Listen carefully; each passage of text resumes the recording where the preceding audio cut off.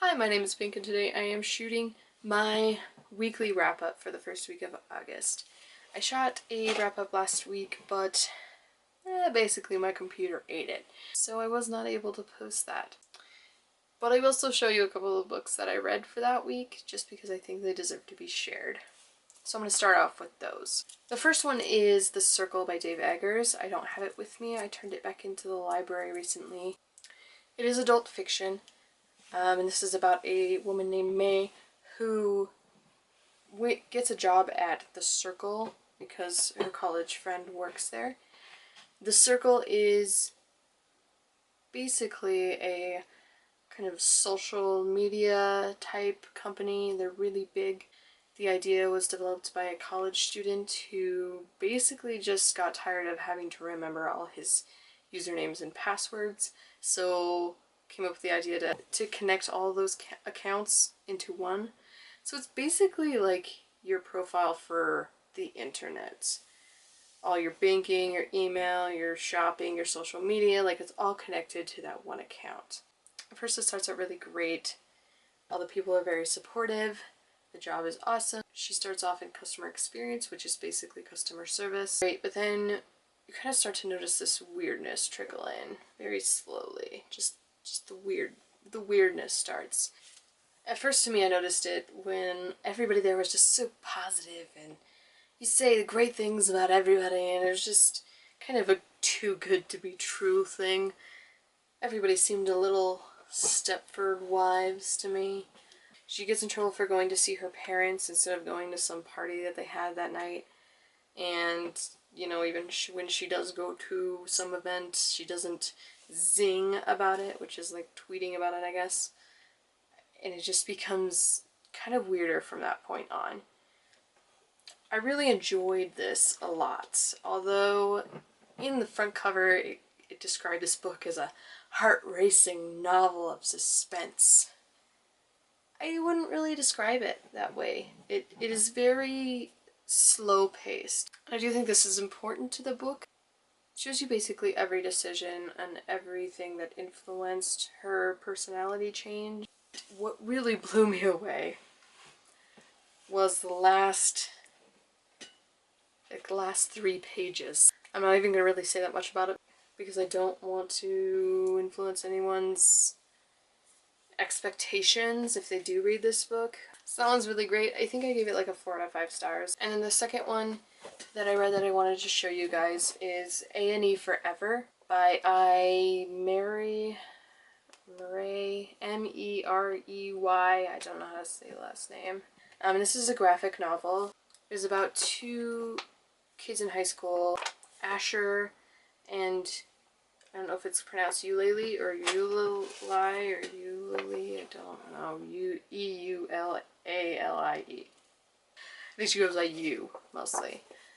And they're both kind of outsiders and loners and freaks. Eulalie is described as like a lonely, tough-talking dyke. And then Asher is a boy with an androgynous face. So he looks a lot like a girl. He has a very intense fear of being touched. He is kind of picked on, and that's how they first become friends, is she stands up for him. It kind of just shows their relationship from that point on. Although the art in it is just not, it's not that great, to be honest, and sometimes it was kind of hard to know who was saying what and if they were saying it or just thinking it or if this was a description, but that wasn't too bad.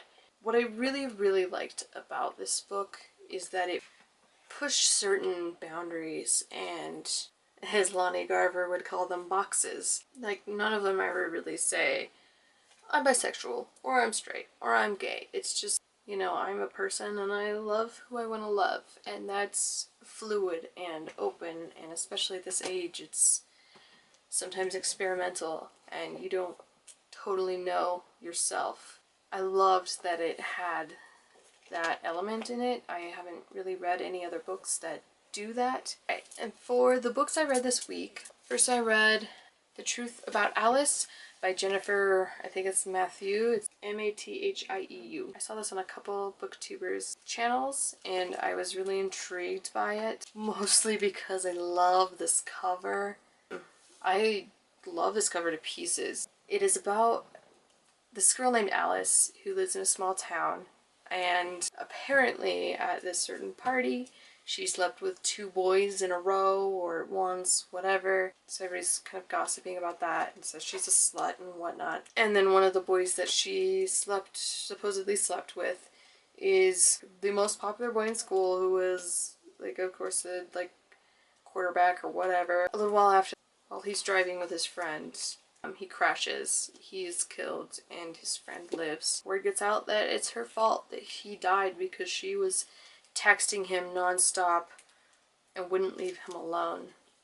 And so everybody has really ostracized her and calls her a slut. What's interesting about it is the majority of the story is told by her classmates. Only the last chapter is told from her point of view, and I really thought that was interesting, especially with the premise of the story of rumors and gossip, that you see the situation from everyone else's eyes before you see it from hers. I wasn't totally blown away by the story itself. I think I probably would have enjoyed it more if I'd read it at a younger age. Still an awesome book. I think I gave it 3 out of 5 stars. After that, I read We Were Liars by E. Lockhart. So some booktubers I saw said that this book was better not knowing anything going into it. But I don't think telling the premise of the book is really going to spoil it for you at all. It's basically about a family, like a big, like, extended family. And so we're looking at the older grandchildren who are teenagers. There's 3 of them that are grandchildren, and they have a friend that comes along every summer to this island that they own. And then one of the summers, I think about when she's 15, something major happens and she has no memory of it. And it's about her trying to figure out what happened. I wasn't really pulled into this book. I only kept reading because I wanted to know what happened to her. But the ending, man, the ending was totally worth it. So I'm really glad it was kind of short, because if it was longer, I don't think I would have stuck with it. I mean, I gave it a 4 out of 5 stars. And after that, I was kind of freaked out that it was already August, and that's like the last month of summer. At the beginning of the summer, I told myself that I was going to reread the Fruits Basket series by Natsuki Takaya, I think. Japanese, because I read them in middle school and I really wanted to reread them. The end of July was only to number 15. So it's like, I really got to get on this and finish this series. So I read Fruits Basket number 16, number 17, number 18, and number 19. It is a manga. It's the first manga I ever read. It is kind of given the wrap of like a girly, light-hearted story, but I don't totally agree with that. This story is about Toru Honda. She is a high school girl, and her mother has recently died. She's living in a tent in the woods because she doesn't want to be a burden on anyone else, I guess. And one day she stumbles upon this house kind of near where she's staying.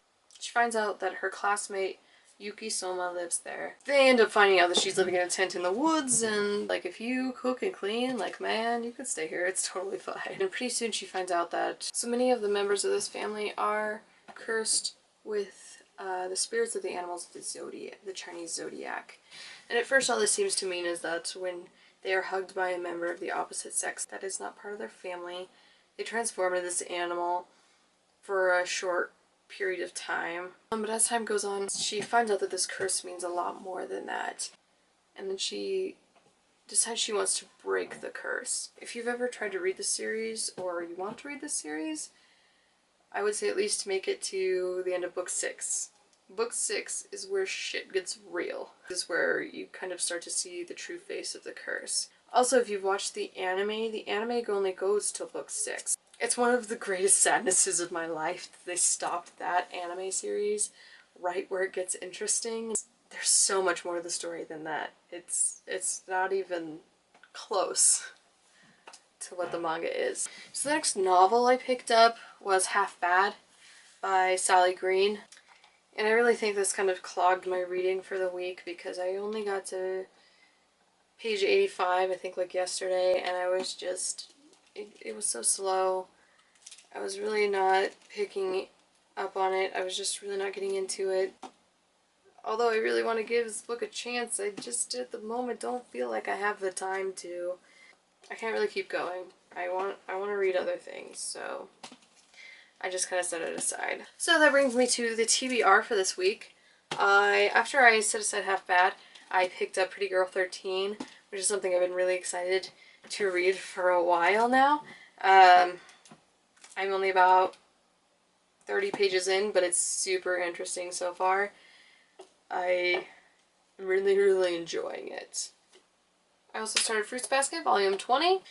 First two I have are Just One Day and Just One Year by Gail Farman. Then I have The Absolutely True Diary of a Part-Time Indian by Sherman Alexie. This I mainly picked up because there was kind of a small controversy in my town over it. And then the last one I have is This Dark Endeavor by Kenneth Opel, something.